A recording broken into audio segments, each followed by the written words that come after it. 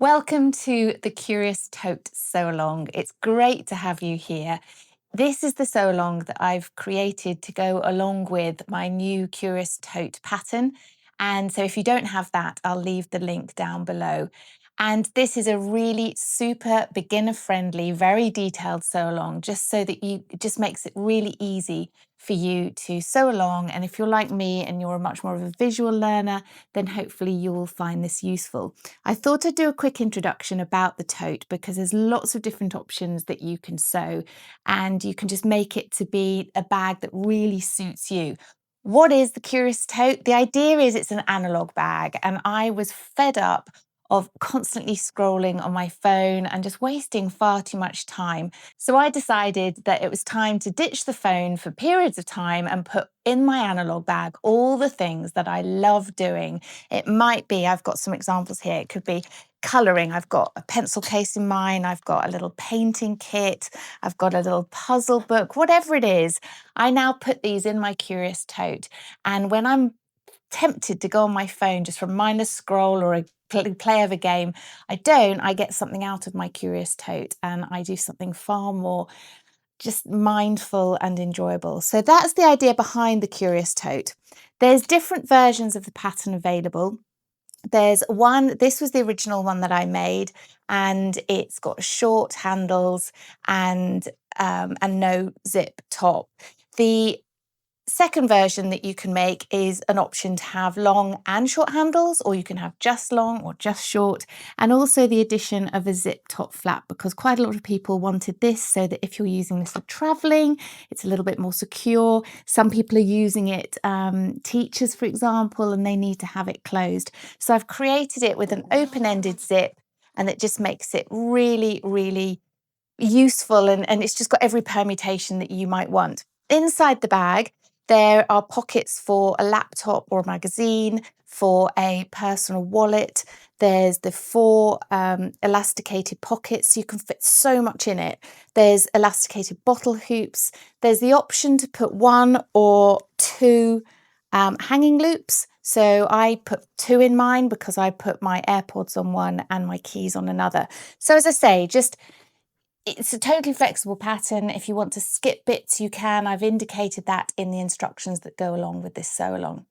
So I think that's everything. Without further ado, we're going to jump into the pattern and we'll kick off with printing out the pattern pieces. To get started, you want to open the file that's been downloaded from the pattern that you've purchased. So go to the file on your computer, open it up, and then you'll want to select File, Print. And you want to select just the first page so that we can do a test page, check everything's working okay before we print the whole pattern. Once you've done that, the key thing here is don't click Fit to Page or auto scale or anything. You want to print at 100%, and then you'll know that you're getting it at the correct size. Once you're happy, press Print. When you've got that page, you want to look along the top, and you'll see that there are measures in centimetres and inches. And what you want to do is just take your ruler and measure one of those, just so that you're checking that it's printing at the correct scale. When you're happy that it is, you can go ahead and print out the whole pattern. Once you've printed them all, now it's time to stick them all together. And just so it can make sense, make sure that you're looking at the pattern layout at the front of the pattern, and you'll see that at the top of every page it's got a number, and these correspond to the position on that plan. So you've got A 1, 2, 3, 4, 5, 6, B 1, 2, 3, 4, 5, 6, and so on. And so you can see which pieces go together. So you could go ahead and stick the whole thing together, or if you want to, you can do it in chunks of pattern pieces, and this plan will help you do that. Sticking them together is actually quite straightforward because there's marks on every corner and down each side of where you can align each of the pattern pieces. So to do that, you need to cut off the top and the left-hand side of each piece, and then that will enable you to stick them properly side by side. To stick them together, you can use glue, or I like to use the roller tape dispenser. It's much quicker. Can get a bit expensive if you're sticking lots of stuff together, but it does make life a bit easier than sellotape, and it also, you can move it, so if you have positioned it slightly out, you can unpeel it and stick it back again. Once you're happy that that's lined up, then you just keep going with all the other pattern pieces. If you're doing them one piece at a time, you can cut them out, but just make sure that if you are doing that, that you're keeping the pieces that are pattern piece. Otherwise, you could start throwing bits away that you're not meant to. Quick explanation for A1 and A2. If you're quilting, you want to cut out 2 pieces of your outer fabric from the A1. If you're not quilting, you cut out A2. And that's because when you quilt, the fabric shrinks slightly, so I cut it out bigger, and then once you've quilted, you then cut those pieces that you've quilted using the A2 pattern. So you don't cut A1 and A2 out of your outer fabric, just one or the other. You'll also have your lining piece B, your large pocket C, your small pocket D, your strap E and your strap interfacing F, and then your hanging loop G, your elasticated pockets for the interiors is H, and finally your elasticated bottle loops are I. The last thing I'll probably do is just put tape over those now that they're all stuck together, just to make them a little bit more robust. If you're new to sewing, you need to be aware of the grain line, which runs parallel to the selvage. So the selvage is that kind of hard bit on the side, and the grain line runs parallel to that. If you're folding your fabric to cut because it's wide enough, then you fold selvage to selvage, and then you know that when you put your pattern piece on, you're following the correct grain line. Now my cord makes it really easy because I can just follow that line, but you see that line on the pattern, you want to make sure that is running along the grain line for all the pieces that you're cutting out correctly. Depending on the width of your fabric, they tend to come in 2 different widths, and mine is 150 centimetres wide, so on the fold it means that I'm able to get A1 out of a folded piece, so I'll be cutting 2 pieces at the same time. If yours is narrower, you're not going to fit this A1 piece on a folded piece, so you just need to be cutting your fabric flat and cutting out 2 pieces from there. Okay, so if you're going to be quilting, you want to be cutting out 2 pieces of A1, so we'll do that now and we'll just set our lining pieces aside. Because I'm quilting, I'm going to be cutting out 2 pieces of A1 and 2 of E, which is the strap, from my outer fabric. If you're not quilting, you just cut out 2 pieces of A2 and your strap fabric. You'll also want 2 pieces of your strap interfacing. I'm using a lightweight fusible interfacing, which makes it super easy. Just a quick shout out as well for my pattern weights, which I picked up from B&Q, but they are brilliant, particularly these long ones. I'm not quite sure what they're called, but they're great for things like this where they can just keep those long edges nice and flat, and then I like to cut them out using my rotary cutter. But you can, of course, you can use your scissors as well, whichever is your personal preference. As you're cutting out, it's important to remember to just make a small nick in the fabric where those notches are marked, because you'll be using those later to help line everything up. As I'm cutting out all my pieces, I do then attach the pattern piece to the fabric, just so I've got it for reference, and particularly when pieces are a similar size, it stops you sewing the wrong pieces. And finally, on the wadding, I like to use an 8 ounce because it gives the bag a really nice structure. You could use 4 ounce or nothing at all. It will just affect the final look and feel and sturdiness of the bag that you're making. Now we're on to the quilting. So before I do anything, I do press my outer piece of fabric just to make sure that when I'm basting it to the wadding, that there aren't any creases. Now you can attach it to the wadding 2 ways. You can pin it, or I prefer to use a basting spray. But before I do either, I fold the outer piece in half and I just do a slight snip at the centre notch, and that's just going to help me line everything up later. For my basting, I use this Odif basting spray. It's absolutely brilliant, and I just find it so much easier when I'm quilting. Before I spray, I do put down this sheet, which I keep with the can, and it just stops any stray spray ending up on my workspace. So you just give it a good spray over, and then it's quite like Post-it in that once you put your fabric on, you can kind of reposition it before smoothing it all out and flattening it before you go ahead and quilt. Now we want to mark our quilting lines. If you're using a quilting bar, which I've got, then you'll only just mark your centre line and you'll use your quilting guide on your foot to mark out all the others. But if you haven't got one, you're going to want to now put lines either horizontally or crisscross, however you want to do your quilting, using a marker starting from that centre line. I like to use a Hera marker because that just indents the fabric rather than having lots of lines that I need to heat erase later. If you haven't got a Hera marker, you can use either tailor's chalk on dark material or a heat erasable pen, whatever works for you. Before I get started, I do like to fill 2 or 3 bobbins because there's nothing worse than running out of thread mid-quilting. I also thought I'd quickly share my most popular genius hack, and that's using this plastic piping to put round the bobbins that you filled, and it just stops them all unravelling. It's genius. I've put a fresh needle in, and I'm also now adding my quilting bar. If you're going to be doing a lot of quilting, I can't recommend these enough. So start setting your stitch length to 3.5. You now just want to quilt down those lines that you've marked, either the centre line that you're then going to use with your quilting bar to guide you all the way across, or just following the lines that you've marked on your fabric. You don't need to back tack at the beginning and the end because we're going to be cutting this panel down to size once we've done all the way across. So just check that first one's stitching correctly and then keep going all the way across from the centre to the left and then turning it over and doing from the centre to the left the other way. Once you've quilted both panels, it's now time to cut them down to the A2 pattern piece size. I like to fold mine in half and just line that up with the centre quilting line that I've just done, and I'll pin along that line.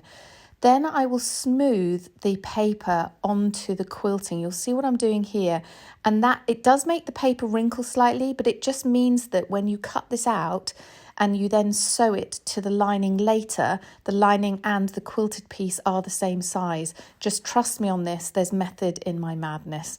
You then just cut it out, make sure that you're making the snip with the centre and the 2 notches on the top, because you'll be using those to align the straps in a bit. If you want to attach a label onto your outer piece, now's the time to do it. I just follow the centre notch and place mine about 15 centimetres down.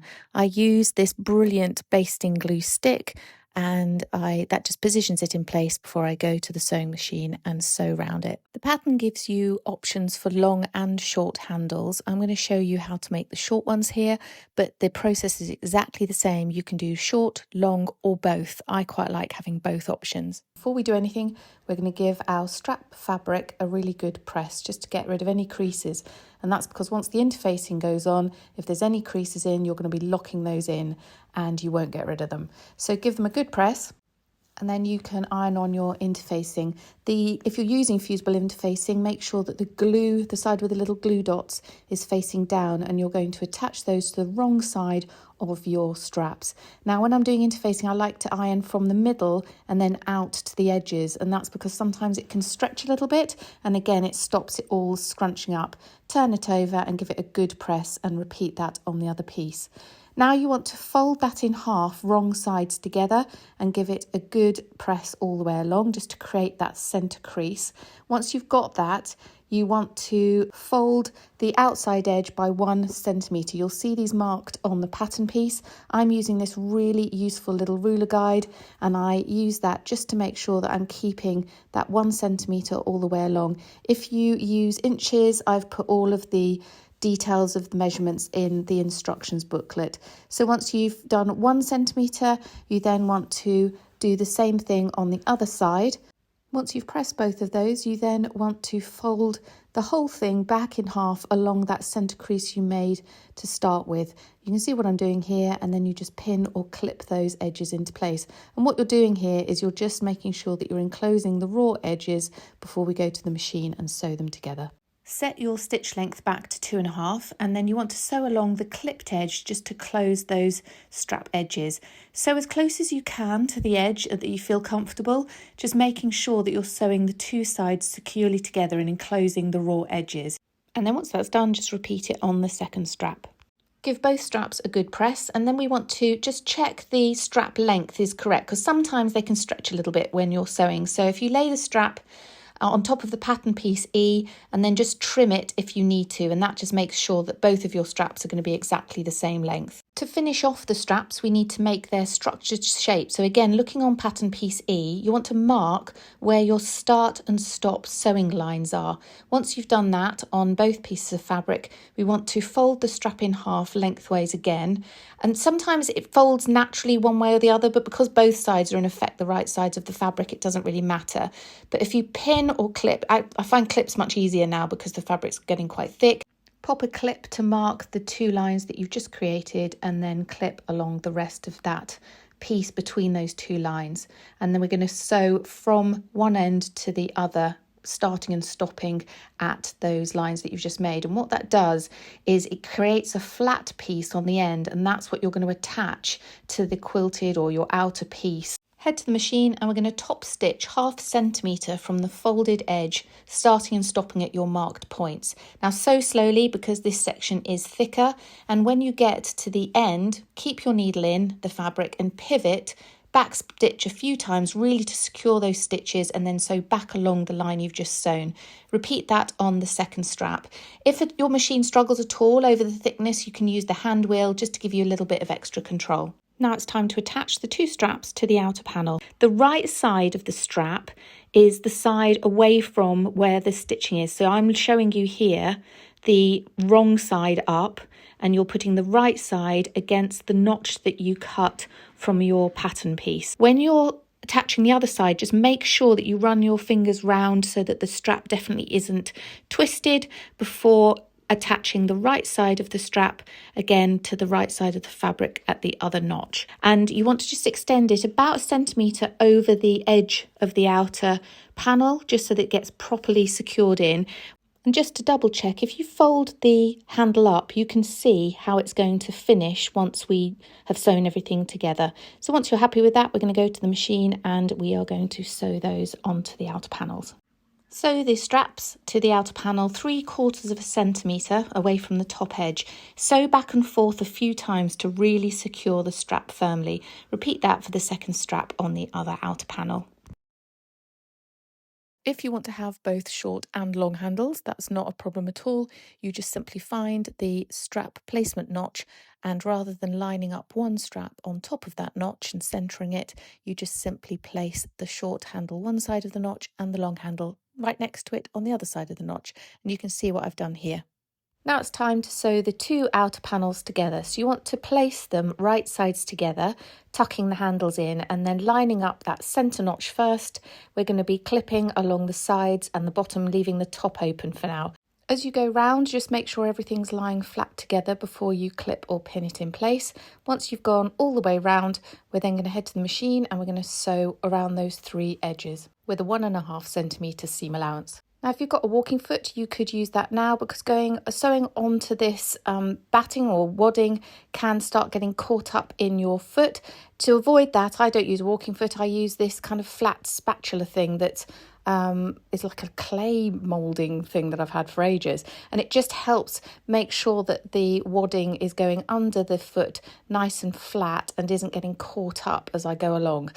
You can see what I'm doing here to make that make sense. So I'm just taking my time and I'm sewing all the way down the right hand side, across the bottom and up the other side. Now we're going to turn it the right side out, and we're just going to check where we've just sewn, just to make sure that everything is aligned and nothing's been missed out. Once we've done that, push out the corners, and it's now time to box those bottom corners of the bag. To do that, you want to turn your bag back the wrong way out, and pinching the 2 sides, if you take one of the corners and then lining up the side seam with along the bottom seam, you'll be able to feel them with your fingers. And we're doing this to turn the pointy corner into a straight edge. Pin that and then lie it flat on the table, and you want to measure 10 centimetres down from the tip of the corner along that seam. Draw a straight line across the triangle at this point. Head to the machine and we're just going to sew on that line across to create the boxed corner. When you get to the seams, make sure they're as flat as possible, just to try and reduce as much bulk and make it as easy as possible for you to sew through. So take your time and sew all the way across, and repeat that on the other bottom corner. To finish off boxing, all we need to do then is cut off that corner that we no longer need, and then I'm leaving about 1 centimetre to the right of the line that I've just sewn. You can discard those bottom bits, and then you can turn your bag the right side out, and you can see you've got your outer is now nice and ready.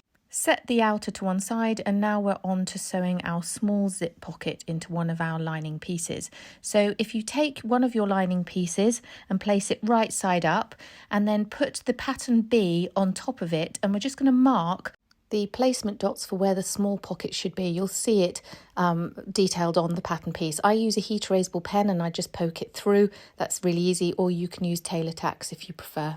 Taking your small pocket piece, I like to use a contrast lining, or you can use lining fabric that's the same as your panel. You want to place that right sides down and lining it up with those 2 placement dots and the centre notch, then pin that in place.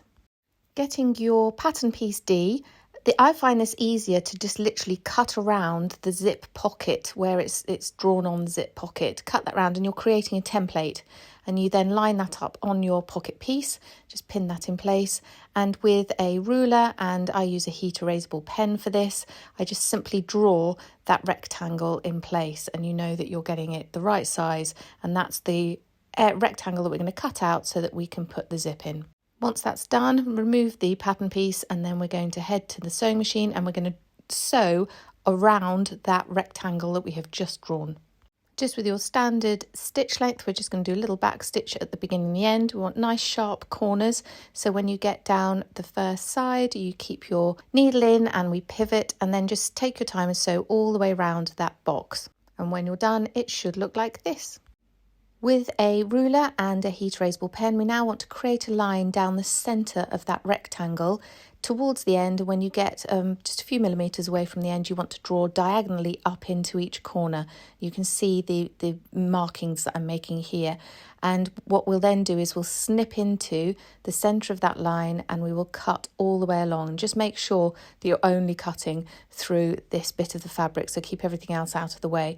When you get to the ends and you cut up into those corners, just cut as close as you can to the stitches, because that really does affect how cleanly the whole thing sits when you turn it through, but just make sure not to clip into the stitches.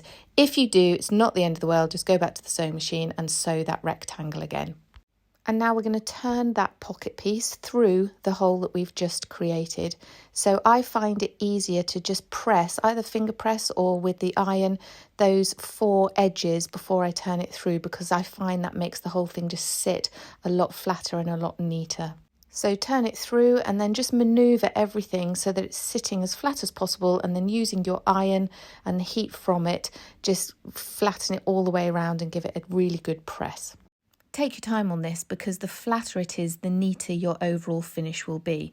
So then we want to turn it over, and now it's time to insert the zip. Take your zip and place it face up on your workspace, and then we're going to baste it in place. Now I like to use this basting glue. I find it super easy. It doesn't gunk up the needle. I link it actually in my Amazon store because I get so many people asking about it. But you can either use glue, or you can use pins, or you can hand tack it, whatever works for you. Just make sure that you then place the lining piece over it so that you can see what I'm doing here, and just make sure it's all nice and aligned. And you want to leave approximately 2 millimeters between the fabric edge and the zip, so that the zip opens and closes nice and smoothly and isn't going to get caught up in that fabric. When you're done, we're going to head over to the sewing machine, and using a zip foot so we can get nice and close to that edge, we're simply going to sew all around that rectangular edge. I like to move the zip pull out of the way, and then I just align my zip, and I do it just slightly in from the corner because I find this is a neater finish and an easier way to start. So I do a small little back stitch, and then I make my way slowly around the whole zip. When you get to the corner, just simply leave your needle in, pivot and keep going round. Have a quick check that everything's aligned and that the zip's getting sewn in and you're sewing closely enough to the teeth to make sure everything is going to stay together. And when you get back to the beginning, just do another little back stitch just to secure those stitches. And now it's time to finish off the pocket. I just trim the bit of the zip because I'm using zip tape. And so I just want to make sure that that zip is falling within the edge of the pocket, and just neating it up. You don't have to do that, but I just like it. And then you want to fold up your pocket piece so that you're then just going to enclose those 3 raw edges. We just pin them in place. And then we're going to go to the sewing machine, and it's important that you're only sewing the pocket piece edges closed. You're not sewing onto the lining at all. So at the machine, you just want to make sure that you've folded that lining completely out of the way so that you're only sewing on the pocket raw edge. Starting on one of the bottom folded edges, you want to sew up across the top and down the other side, and you're just, as you go round, just constantly moving that lining piece out of the way.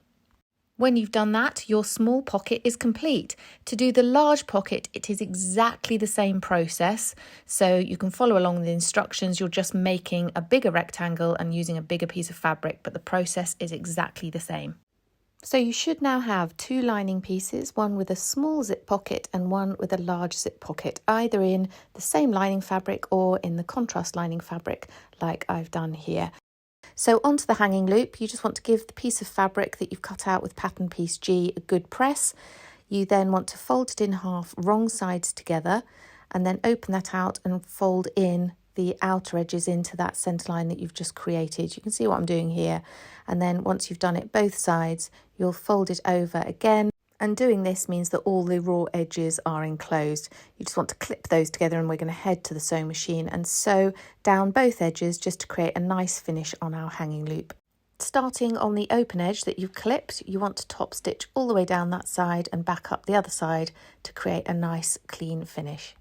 Fold the loop in half and then slide on your chosen hardware. I like to use a lobster clasp for this, but you could use a D-ring or a key ring, whatever you prefer. I like to just tack across that end with the sewing machine to make sure it all stays aligned before I sew it into the lining. And to do that, we just want to position it using the pattern piece and the notch which shows the positioning for the hanging loop. Just pin or clip it in place. As we did with the straps, we overhang it very slightly by about 1 centimetre so that it's secured in, and then sew back and forwards at the machine just a few times just to make it sure that it's really nice and securely in onto that lining piece. Before we do the elasticated pockets, we're still working on the lining piece with the small pocket. And what we'd want to do is just fold up that small pocket out of the way so that it doesn't get caught up in any of the sewing that we're about to do. So taking your elasticated pocket pieces from pattern piece H, give them both a really good press, and now we're going to create the channels that elastic is going to go in. So as you'll see on your pattern piece, you're going to fold down 1 centimetre first and press that all the way along, and then once you've done that, you'll fold it over again 1.5 centimetres.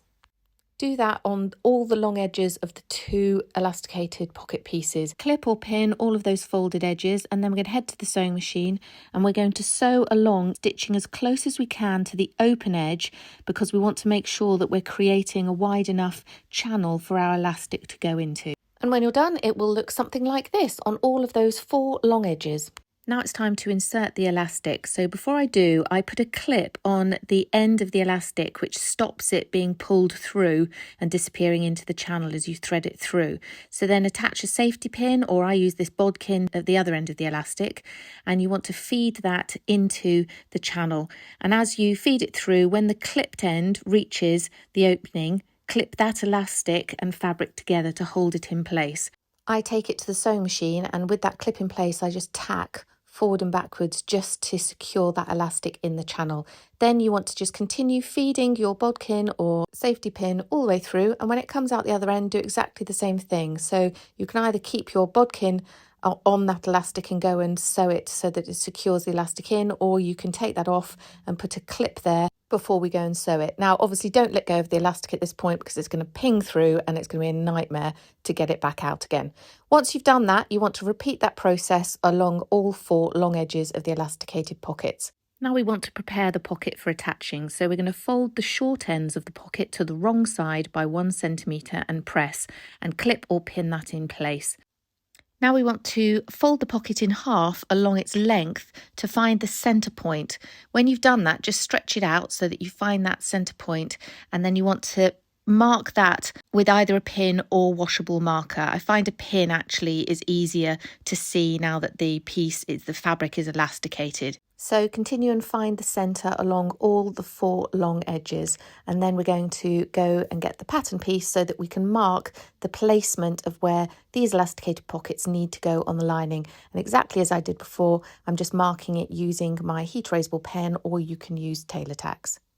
Then all you want to do is line up the pocket pieces with those placements. As I did with the small pocket, make sure that you've rolled the small and the large pocket up out of the way, because when you sew up that centre line, you don't want to be sewing over the pocket, so keep it well out of the way.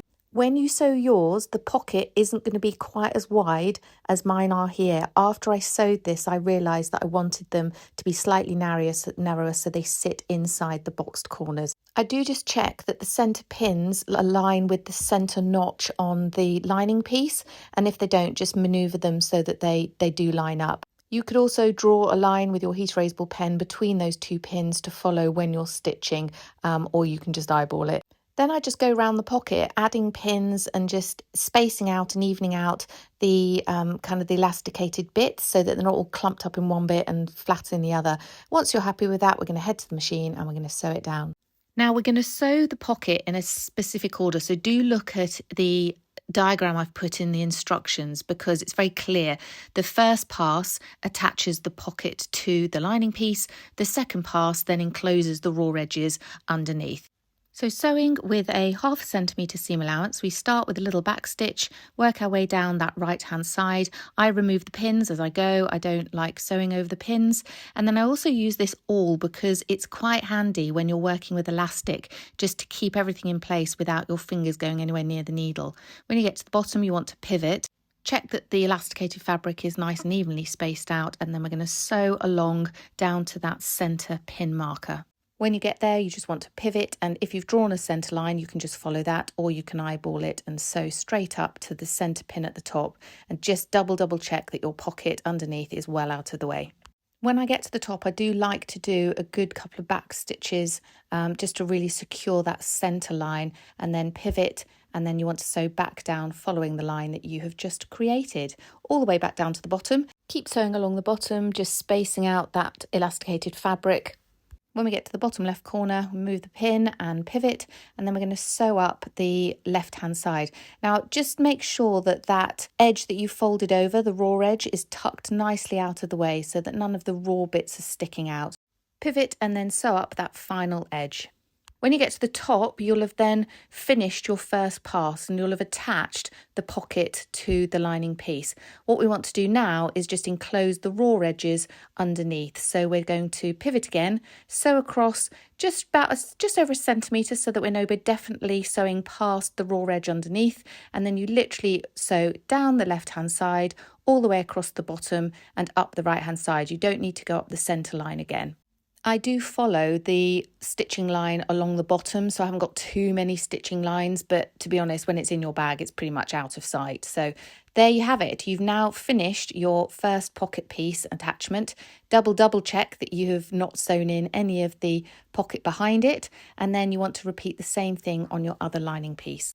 When both are done, you've got two really handy pockets on each lining piece, and you can see that there's no raw edges because you did that second pass. It's just a really nice clean finish. Now we're onto the bottle loops. Now you'll notice these ones are slightly thinner than the final pattern piece that I've given you, and that's because when I made them the first time round they were way too thin, so I've made thicker straps, and the latter part of this sew along shows the actual size strap that you will be working with, but the process for making them is exactly the same. I give them a good press before I start folding them and sewing them. So take each piece and fold it along the long edge, and you're folding it right sides together this time. Pin or clip those long edges together, and then we're going to sew down with a 1 centimetre seam allowance all the way down the long edge, doing a back stitch at the beginning and the end. Then we want to turn them the right side out, so I use a safety pin, or if you've got a loop turner that would work. So you just push the safety pin all the way down and pull it through so that it's the right way round. Then we want to roll the seam so that it's sitting along the edge of the tube, and this can be a bit fiddly, so a top tip I learnt was just to lightly dampen your fingers before rolling the fabric, and it really helps the fabric to open out fully, and it just makes the process much easier. Once you've done that, you want to press both of those tubes nice and flat. Okay, quick strap change. So I'm now working on the correct size straps, and these will look a lot more like the ones that you're sewing. Using exactly the same process that we've just done for the elasticated pockets, I pop a clip on one end of the elastic and a bodkin on the other, and I feed it through. When the clipped end reaches the opening, clip the elastic and the fabric together to hold it in place, and then continue threading the elastic through till it comes out the other end and clip that end in place as well. Now you can either sew the elastic in place as you go along, or you can pull it all through, secure all four ends and do them all at once. It's entirely whatever you find easiest. Now we want to attach the bottle loops to the lining. So again, we're attaching it to the lining with the short pocket zip on it. And you want to fold the loop in half and position the raw edges at the bottle loop placement mark that is on pattern piece B. So that again, they extend slightly beyond the edge just to ensure that the loop will be secured in the seam. On this lining piece, I did put 2 hanging loops, but if you've only done one, then you won't have a hanging loop above your bottle strap. So don't worry if you haven't got one, that's not a problem. If you want to get your own water bottle now, you can just check that the strap placement suits the bottle that you're likely to be using and move them to where they'll work best for you. The next part of the pattern is optional, and that's if you want to put a zip top on yours. I like an open tote where it's really easy to get to the pockets, but I have also made a version with both short and long handles, and also I've added this zip top closure. So if you want to add one, follow along now. If you don't, you can just skip to the next chunk of the pattern. So you'll need 4 pieces from pattern piece J using your lining fabric and 4 pieces of interfacing, which I've marked as K on the J pattern piece because it's just slightly smaller. And then you'll want to fuse those interfacing pieces onto the wrong side of your lining pieces.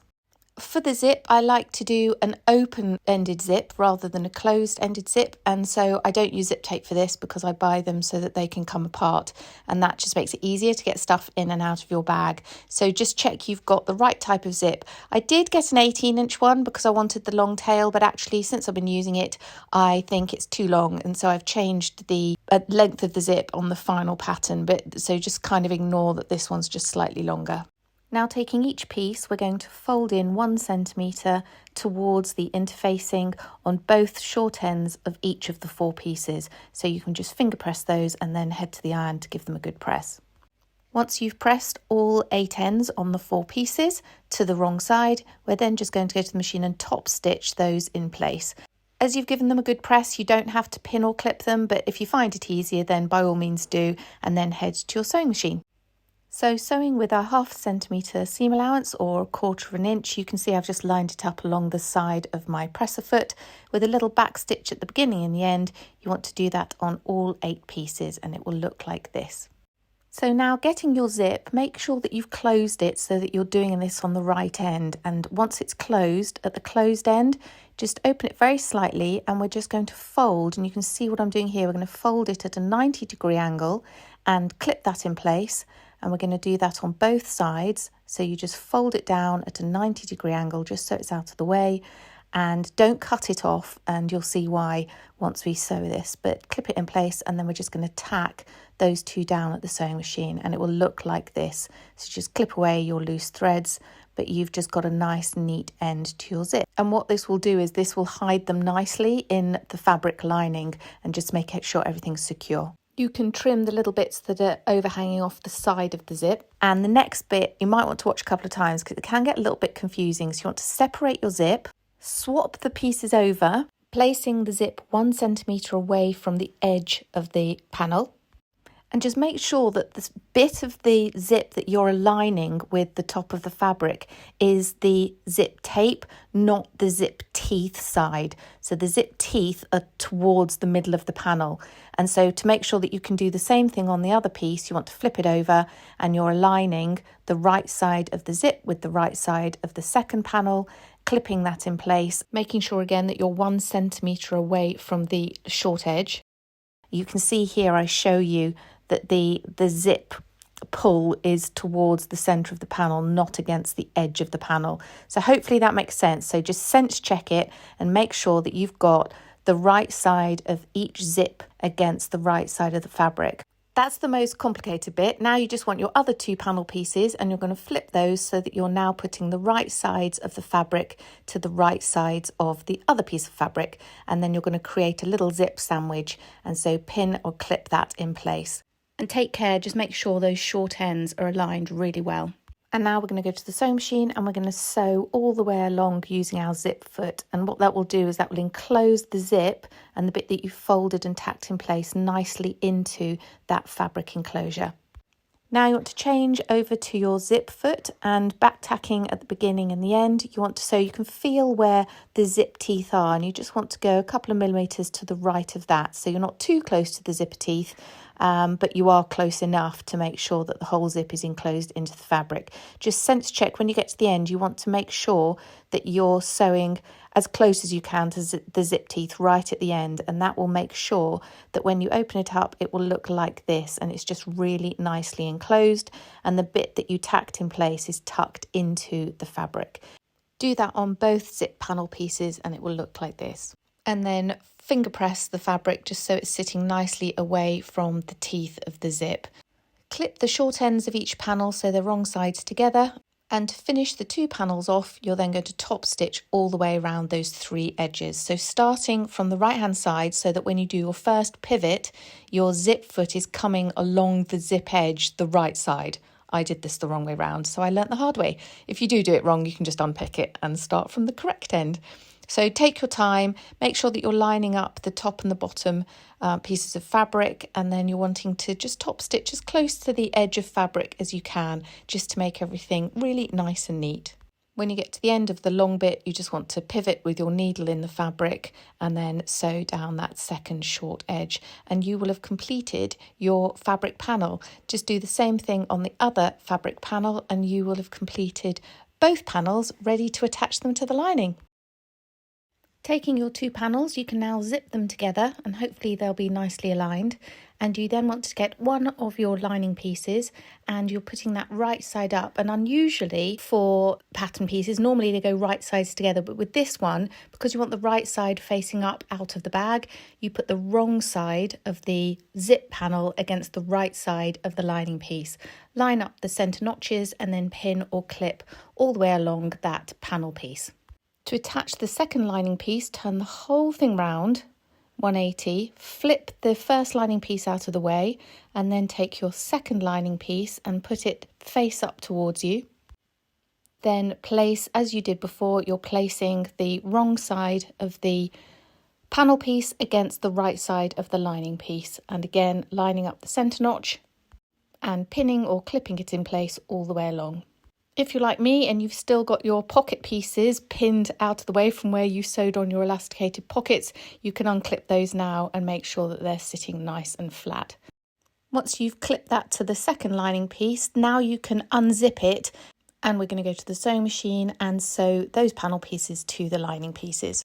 Sewing along just with a 1/2 centimetre or 1/4 inch seam allowance, back stitch at the beginning and the end and just attach that panel piece to the lining piece nice and securely. Once you've sewn both lining pieces, you have completed your zip top panel. Now it's time to just finish off all of the lining pieces by sewing them together, and you do this exactly the same way whether or not you've done the top zip panel or not. Just make sure if you have done a zip panel that any zip ends are tucked well out of the way and don't get sewn into the sides of the lining when you're sewing them together. So I just clip mine out of the way. You will have a shorter zip, so you won't have such a big overhang as I had to deal with here. As you're clipping the sides together, make sure that all of the hanging loops are tucked in before you clip all the way down the side edge. Turn it round and make sure that the bottle loops are all nice and tucked in, as well as if you've added a second optional hanging loop, and keep pinning or clipping all the way down that second side edge. When we're clipping the bottom of the lining pieces, we just want to make sure that we're leaving a gap of about 10 centimetres right in the middle, and that's where we're going to turn the whole bag the right side out once we've sewn the lining and the outer pieces together.